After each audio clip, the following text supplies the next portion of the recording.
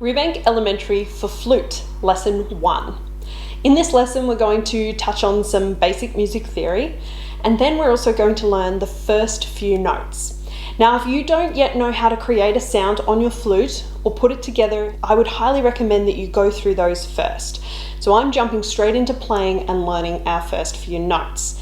This unit or this lesson is actually a great complementary thing to do after my beginner's flute course, which you can check out at my website. Okay, let's get started. Now you'll notice at the top we have all of our general knowledge or musical theory that we need to know. We have our treble clef. Now this tells us where the notes are going to be on the staff and what they're going to be called. There are actually a heap of other different clefs, but for flute we use treble clef. After that we have our bar. Now our bar is placed on the staff, so the staff are the 5 lines, and then the line indicates where that bar ends and when the next one starts. We have our double bar line, which is placed at the end of our piece of music and tells us when the music is finished. We then have common time, which means 4 beats in a bar, or 4 quarter beats or 4 crotchets in a bar, and can be indicated by a 4 over a 4 or a C, which is commonly used in this book. We have a semi-breve or a whole note, which indicates 4 beats of sound, and then we have our semi-breve rest or our whole note rest, and that indicates 4 beats of silence. We then have the first few notes that we're going to learn. Our first note, which is a G, 3 fingers. So to play a G, we want to skip the first key on the flute, place our finger, our first finger, our pointer, on the second key of the flute, skip the third, and then place our finger on the 4th, and then we want to put our 3rd finger on the following key. On the back, we have 2 keys, and this is where our thumb is going to belong. For this note, it doesn't matter whether you use the double thumb key or the single. Either or will work. Okay, let's give it a go. G for 4 beats. 1, 2, 3, 4. Rest, 2, 3. Rest, 2, 3, 4. Rest, 2, 3, 4.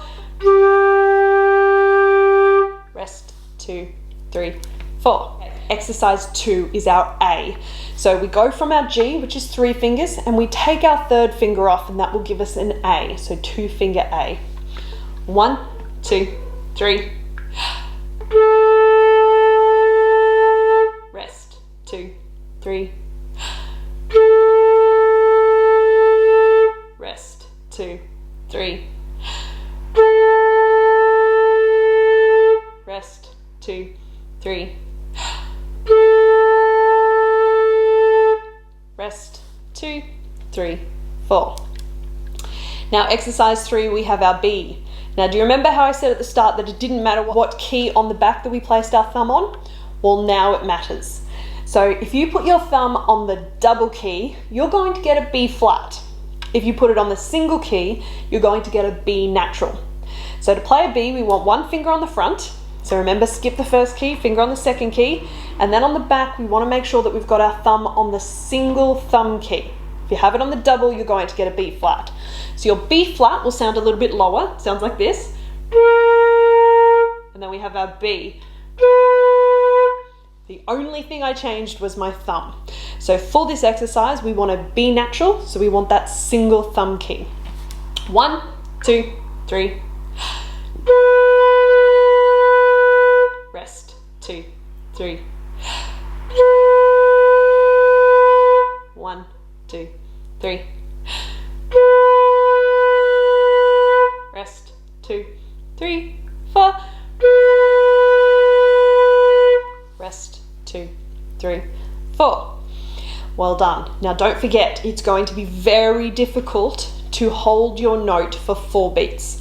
Keep aiming for it, keep working towards it, but don't stress if you're not getting there yet. Just make sure you're counting your rhythms.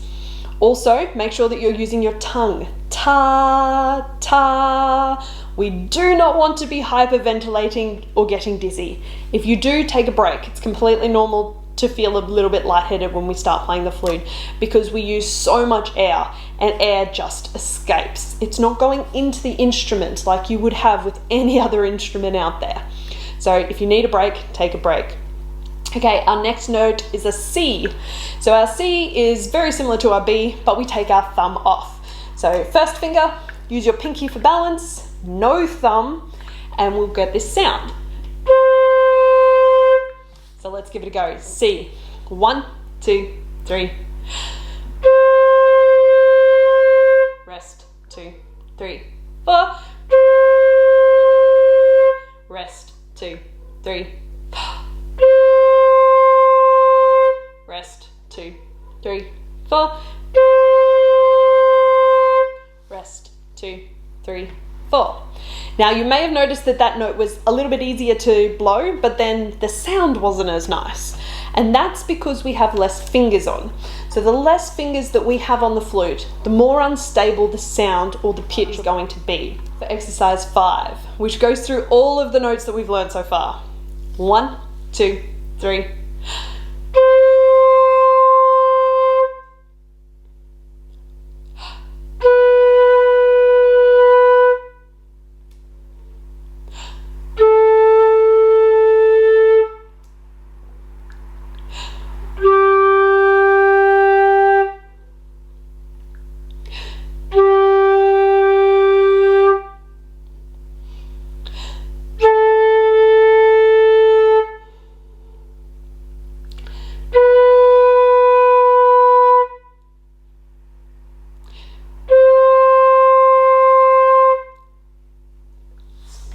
Now in exercise 6, we don't get those bars to rest. So make sure you're always looking ahead to figure out which finger you need to be placing down. 1, 2, 3.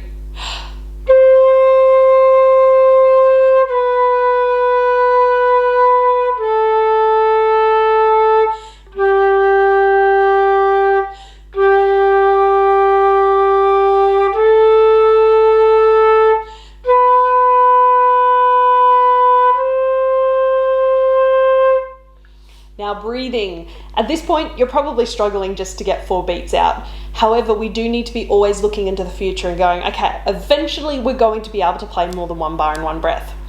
So for breathing, you need to be breathing at the end of every 2nd to 4th bar. Now 4 bars is probably impossible at this point, and let's be honest, you're probably breathing after every single bar. But just keep in mind that we want to be working towards a minimum of 2 bars to start with. And now for exercise 7. 1, 2, 3.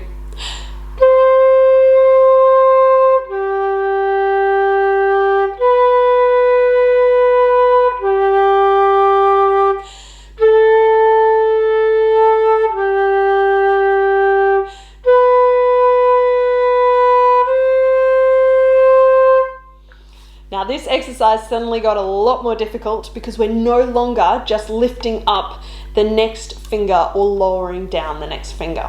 So we've changed the sequence of notes. Now as soon as we start adding little jumps like this, it suddenly gets a little bit more difficult because we're not as used to it. So keep working at it, it will come. Exercise 9. 1, 2, 3.